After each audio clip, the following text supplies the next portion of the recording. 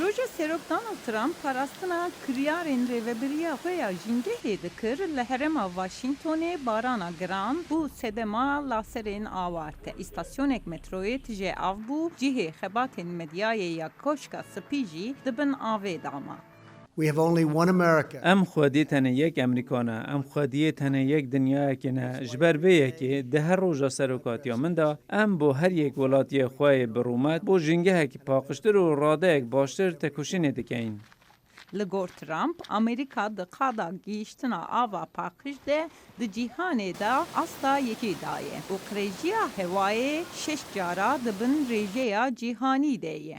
Lê axaftina Trump ji ber ku rêveberiya wî dixwaze gelek kanûnên parastina jîngehê û seqlemiya gîştî biguherîne bû sedema hêrsbûnan.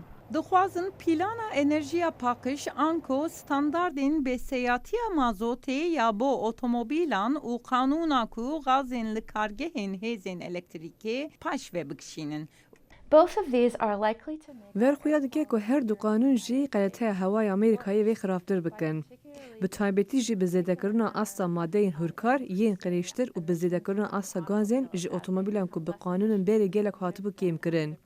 Ez bawerim ku em xwediyê çerçeveya gerdûnîne li gor min hikûmeta niha tevahiya tiştan xirabtir dike. Di 2017 de Trump Amerîka ji peymana klîmaya Parîsê vekişand. Today, the United States will cease جوه روژشون دا امریکا جبر پرسیریت یا همو کار و مصرف انرژی ین گلک گران و ظالم یا کو پیمانا پاریسه یا چو دابو سر ملید ما فلتیه.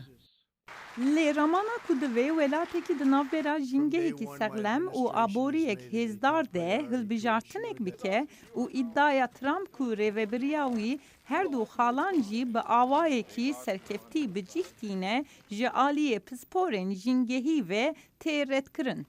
environmental improvement. Bi 10 salan e pêşvebirina jîngehî û pêşketina aborî bi hev re dimeşe.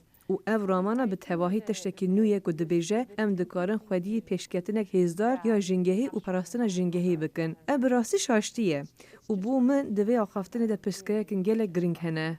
Pispor Gross dibêje heke Trump dixwaze di 2020 de car jî were bijartin, divê ew di derbarê giringiya nirxa av û hewaya paqij ya bo hemwelatiyan haydar bibe.